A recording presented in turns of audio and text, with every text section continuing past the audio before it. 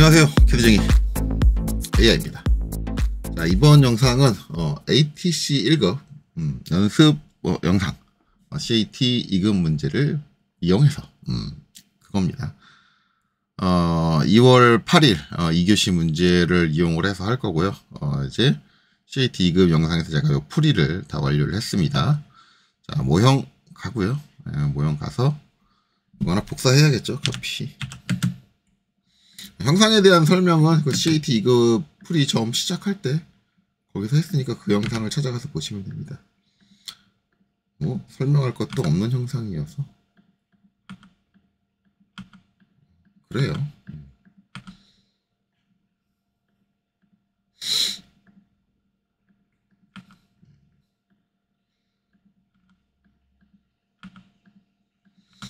일단은 이제 우리가 3D를 만들려면 이제 프로파일이라고 하죠. 이제 우리 돌출을 할 때 돌출해야 되는 기본 형상이라든가 아니면 회전할 때 회전해야 되는 기본 형상 이런 것들을 잡게 되는데 얘는 이제 정면도하고 평면도 사이에서 잡으면 될 것 같아요. 정면도 같은 경우는 이제 이 형상, 그렇죠? 이 형상을 할 거냐? 이 형상을 해서 돌출하고 이제 그 다음에 뭘 해줘요? 여기를 여기 이렇게 잘라주고 여기 이렇게 잘라줄 거냐? 아니면 이 형상을 잡아서 돌출을 하고, 그렇죠? 이 형상을 잡아서 돌출을 하고 이제 여기서 이렇게 쳐내고 여기서 이렇게 쳐낼 거냐? 이거 선택하시면 되는데 저라면 첫 번째를 할 것 같아요. 첫 번째. 아니면 요 두 개 형상을 다 만든 다음에 걔를 이제 인터섹트로 교차시켜가지고 처리하는 방법도 있습니다. 근데 인터섹트를 이렇게 막 쓰는 건 저는 그렇게 좋아하지는 않아요. 왜냐하면 기본적으로 2D 스케치 자체를 너무 많이 해야 돼요. 프로파일 자체를 너무 복잡하게 만들어야 돼가지고 제가 봤을 때 프로파일을 그렇게 복잡하게 만드는 거는 그럴 거면 그냥 2D 그리고 말지. 거의 2D를 다 그린다는 식으로 그려가지고 해야 되기 때문에 그렇게 권장하진 않습니다. 뭐 개인의 선택이긴 해요. 그래서 저는 이제 정면에 보이는 이제 이 형상을 만들어서 처리를 할 거고요. 그 다음에 여기 이제 이렇게 파이됐는데 그게 이제 요 삼각형 형상이잖아요. 요거 삼각형 형상인데 요 부분 형상도 필요할 것 같아요. 요 삼각형만 따로 만들 거고 원 같은 경우는 이게 완전한 원이 그려져 있기 때문에 굳이 만들 필요는 없습니다. 그래서 지금 여기서 만들어야 될 거는 그냥 조인으로 이거 다 합쳐주면 될 것 같아요. 외곽선들을 다 합쳐주고 그렇죠? 그러면 이제 이렇게 하나 만들어졌죠. 그 다음에 바운더리 BO 바운더리로 여기서 점 선택해가지고 요 안쪽 여기 삼각형 안쪽 영역을 클릭해서 요 삼각형 형상만 이렇게 만들어주면 될 것 같아요.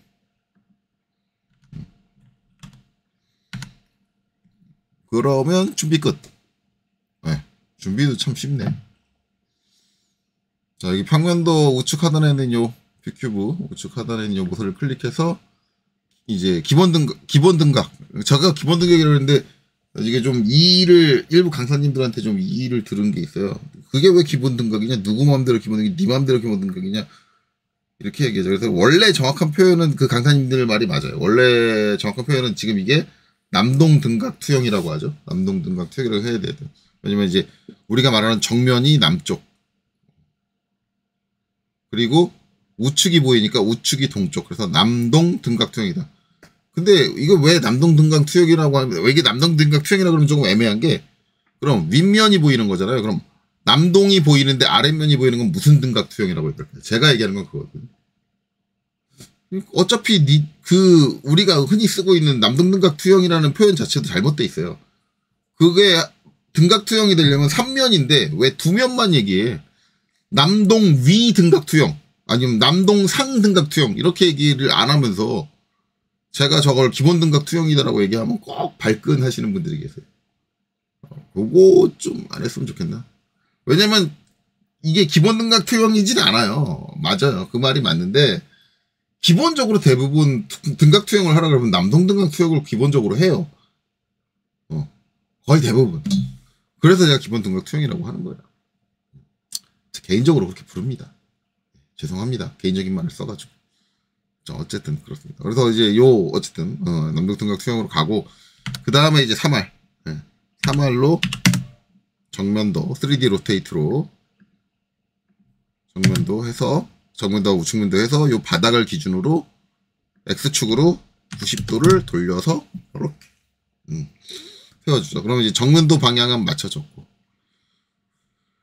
우측면도 이거 원래 이제 우측면 방향 맞춰서 돌려야 되잖아요. 근데 이거 필요 없을 것 같아요. 굳이? 필요 없거든요. 그래서 그냥 넘어갈게요. 저거는 필요 없고 요 두 개만 있으면 될 것 같아요. 지워버렸습니다.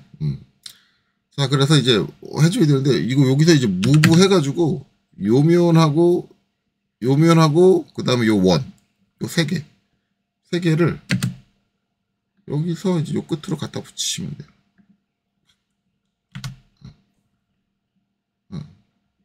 그러고 나면 이제 이 선들도 아마 필요 없을 거예요. 쓸 일 없을 텐데 혹시 모르니까 냅두고요.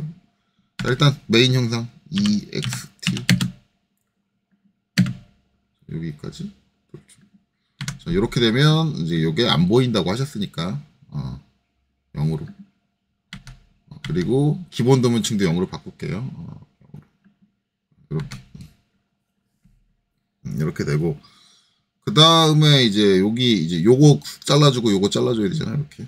이거는 슬라이스로 하면 되겠죠. 근데 여기서 눈치채신 분들이 계시겠지만 제가 이제 기본 프로파일 단면을 얘를 선택한 이유가 그렇죠? 제가 얘를 돌출하고 이렇게 자르겠습니다. 이렇게 자르겠습니다라고 그렇게 아니면 얘를 하고 얘를 자르고 얘를 잘라도 순서상으로는 차이가 없잖아요. 단 이렇게 자르게 되면 이게 뭐가 돼야 돼요? 3점 슬라이스가 돼야 돼요. 근데 지금 제가 한 대로 자르면 얘가 뭐가 되면 돼요? 2점 슬라이스면 돼요. 왜? 기본 UCS에 맞춰져 있는 각이니까. 그러니까 제가 아무렇게나 이거 그냥 두 개 어차피 둘 중 하나 하면 되니까 이렇게 하겠습니다라고 아무렇게나 선택한 건 아니에요. 그러니까 우리가 3D 작업을 할 때는 전체적인 효율성을 보는 거예요. 앞으로 진행될 작업들을 생각을 해서 내가 이때 이쪽 방향의 프로파일로 선택을 하면 작업이 좀 더 효율적이구나 이런 것들을 미리 따진단 말이에요. 이걸 미리 따질 수 있는 사람이 좀 더 효율적이고 잘하는 사람이고 이걸 따지지 못하고 이후의 작업을 어떻게 될지 모르고 이제 막 작업하는 게 비효율적인 방법. 근데 이게 오토캐드 3D에서 뿐만 아니라 나중에 가면 이제 인벤터나 솔리드웍스 같은 전문 3D 캐드에서도 뒷공정을 생각하고 가면 이 기준을 어디를 잡느냐를 따지고 가면 뒷공정이 좋아지는 게 있어요. 그러니까 특별하게 면을 하나 더 만들지 않아도 작업이 끝날 수 있는데 어떤 사람은 그 기준을 잘못 선택해가지고 나중에 면을 추가로 또 만들고 해가지고 그 이제 피처 트리라고 하죠. 피처 트리에 그냥 피처들이 쫙 쌓여 있어. 그런 비효율적인 게 생긴다고. 그러니까 우리가 3D 작업을 할 때는 얼마나 내가 이제 공정을 최소화할 거냐. 내 결과로 가는 방법은 한 100가지, 200가지가 있는데 그 중에서 내가 얼마나 단순한 작업만으로 결과에 도달할 수 있느냐. 이런 것들이 결국은 이제 우리가 3D 모델링하는 실력이다. 라고 볼 수 있는 거죠. 그런 것들을 생각을 해줘야 된다. 그렇죠?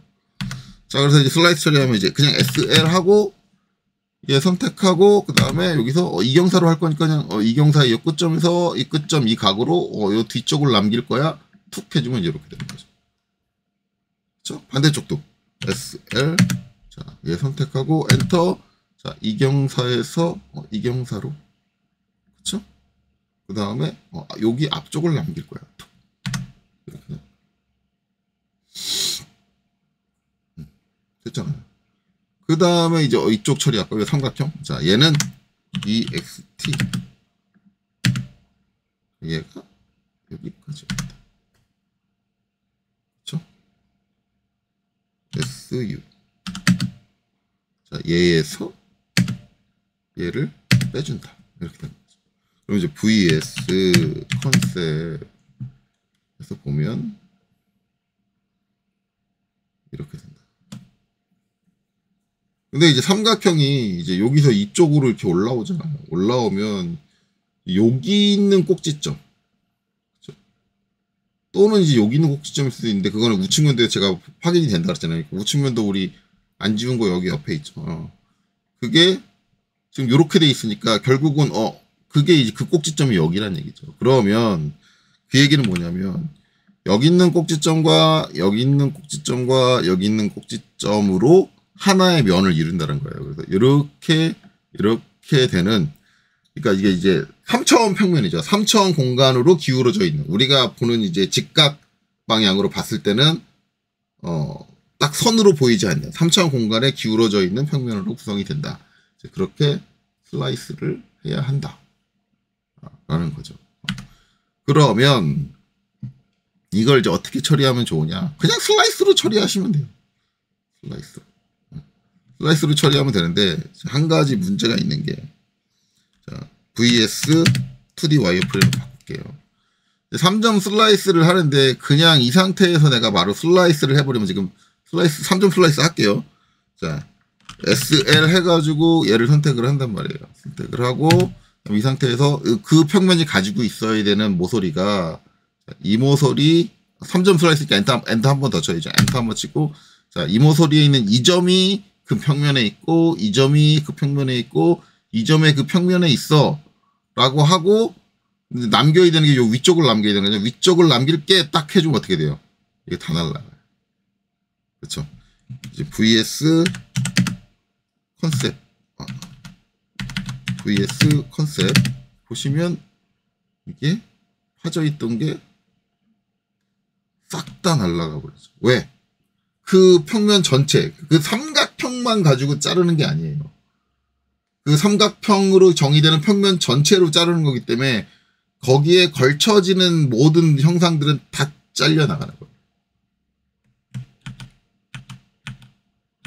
이거를 이제 시각화 시켜드리면 SL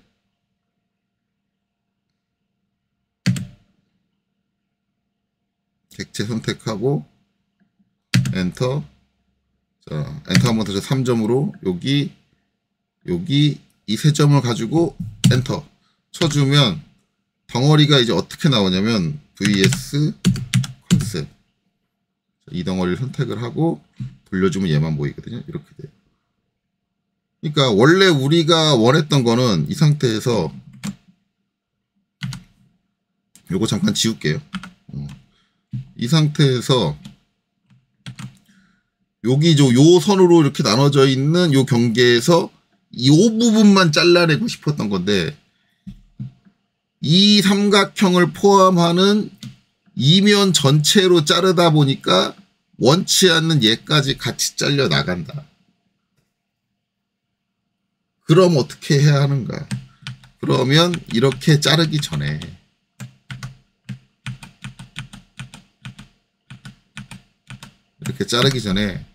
한번 SL 2점 슬라이스로 여기서 여기를 클릭을 해서 엔터, 아랫덩어리와 윗덩어리로 분리를 시켜주면 된다. VS 컨셉. 자, 지금 요 가운데 경계선 쭉 가서 이렇게 완전히 분리를 시켜주면 된다. 그러면 아까랑 뭐가 다르냐? VS 2D 와이어프레임. SL. 자, 위에 덩어리만 자르겠다. 엔터 한 번 더 쳐서 3점 슬라이스로. 자, 그리고 그 면이 갖고 있는 점은 이 점과 이 점이고, 나는 위쪽만 남길게 했더니 아래쪽이 VS 컨셉.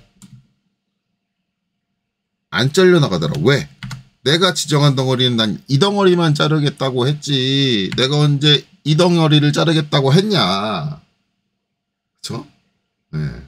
이렇게 된다. 그러니까 저런 상황에서 이제 되게 잘못하는 게, 슬라이스는 안 되네. 그래서 이제 복잡하게 저기다 어떤 형상을 또 딱 프로파일을 따로 그리고 그 애를 가지고 돌출을 해가지고 별도로 그 형상을 만들어서 이제 딱 해나간다라고 생각하는데, 그럴 필요 없이 이렇게 분리해서 잘라놓고, 그럼 분리됐잖아요 라고 하면 VS 2D 와이프레임 뭐 해주면 돼요? 저렇게 자르고 나서 UNI로 이제 잘랐어, 다시 합쳐주면 되지.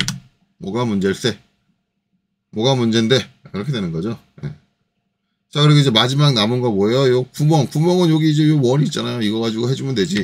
구멍을 어디까지 뚫어줄 거야? EXT. 자, 여기서부터, 자, 여기까지, 여기 높이 나와 있죠? 여기까지 뚫어줄 거야. 그쵸? 이렇게 지금 겹쳐 있죠?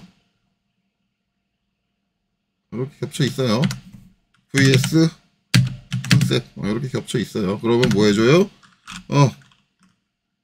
SU, 서브트랙트. 자, 얘에서 엔터. 얘를 엔터. 뺍니다. 그러면 구멍이 이렇게 뚫리죠? 끝났네요. 15분. 또 뭐 이것저것 복잡하게 설명을 해서 15분. 얘 잠깐 옮겨주고.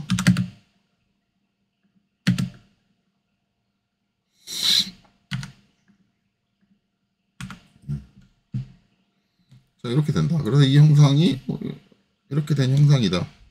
그리고 얘를 선택하고 돌려주는 게 얘를 중심으로 돌겠네요. 이렇게 된 형상이다. 3D로도 2D로도 이제 이게 작업할 게 별거 없는 그런 도면이었지만 3D로도 여전히 할 게 없는 그런 형상이다 라고 볼 수밖에 없겠네요. 자, 그래서 이번 영상 여기서 마쳐야겠네. 이제 CAT 1급인데 오늘 무리해서 CAT 1급까지 다 찍을까 하루에 라고 생각했는데 지금 제가 맥이 너무 빠졌어요. 이거를 솔직히 말하면 이 문제를 제가 풀이를 하고 있다는 거 자체, 3D를 그리고 있는 것도, 이걸 3D로 그리고 있다는 것 자체도, 그래서 여러분들한테 보여드리고 있다는 것 자체도 지금 민망한 상황이고요. 어떻게 자격시험에서 이런 문제를 낼 수 있을까라는 생각이 들기는 하네요. 그렇습니다. 어쨌든 2월에 CAT 2급 시험 보신 분들은 복 받으셨고요. 이게 솔직히 말하면 저는 복 받았다고 생각하지 않아요. 안타깝게 생각하는데, 왜냐면 자기 실력을 제대로 평가받지 못했어요. 여러분들의 실력을 여러분은 몰라요. 알 수 없어요. 나 자격증 합격했어. 자격증에 합격한 게 아니라 그냥 2월 시험에 합격하신 거예요. 자격증에 합격했다고 볼 수도 없습니다. 이거 그냥 2월 시험. 좀 심하게 얘기하면은요, 제가 만약에 회사의 인사 담당이고 내가 시험 때 이 자격증을 참고하고 있었는데 2월에 시험이 이런 식으로 치러졌다라는 걸 알게 되면 2025년 2월 합격자는 자격증 없음으로 이렇게 체크하고 넘어갈 거예요. 제가 회사 인사 담당이고. 근데 여러분들 걱정 안 하셔도 돼요. 왜냐면 회사 인사 담당이 저 같은 이런 디테일한 업무를 안 해요. 왜? 해봤자 그럼 본인이 사용하고 있는 자격시험에 대해서 시험 문제라든가 기출 문제라든가 매달 검색하고 찾아보고 이런 작업을 해야 되잖아요. 근데 회사 인사 담당이 그런 거 안 해요. 회사 인사 담당은 솔직히 말하면 이 부서에 필요한 기술이 뭔지도 몰라요. 잘. 거의 대부분의 회사 인사 담당들은. 그래서 그냥 부서에 가서 자격증 뭐뭐 참고해요 이렇게만 물어보고 끝내거든요. 그러니까 아마 제가 말한 것처럼 디테일한 이런 작업은 안 할 텐데, 만약에 제가 인사 담당이라 그러면 2025년 2월에 치러진 자격은 자격 없음으로 칠 겁니다. 왜냐하면 물론 2025년에 아까도 얘기했지만은 CAT 이거 풀이할 때도 얘기했지만 2025년에 합격하신 분들이 실력이 다 없다라는 거 아니에요. 분명히 없다라는 건 아닌데 거기에 실력 없는 사람들이 너무 같이 포함됐기 때문에 2025년 CAT 2급 합격 자격의 여부를 가지고는 이 사람 실력이 있는 사람인지 없는 사람인지 판단이 불분명하겠어요. 그러니까 어떻게 보면 실력 있는 분들은 정말 운이 없는 거예요. 2025년 2월 시험을 보셨는데 진짜 제대로 된 실력을 갖고 있으신 분들은 그것 때문에 저평가가 되는 거죠. 같이 싸잡아서 도매급이 돼버리는 수밖에 없는 거예요. 그래서 제가 자격증 시험은 이렇게 운영되면 안 된다고 계속 얘기를 하는 거예요. 여러분들이 이 자격을 땄을 때 여러분들이 좋으려면 이 자격시험은 최대한 어렵고 합격률은 최대한 낮아야 돼요. 응시생 여러분들도 그게 더 좋아요. 본인을 위해서. 땄을 때 본인의 가치를 위해서. 그렇습니다. 뭐 어쨌든 이번 영상 여기까지 하고 마치도록 하겠습니다. 여기까지 보시느라 수고 많으셨습니다.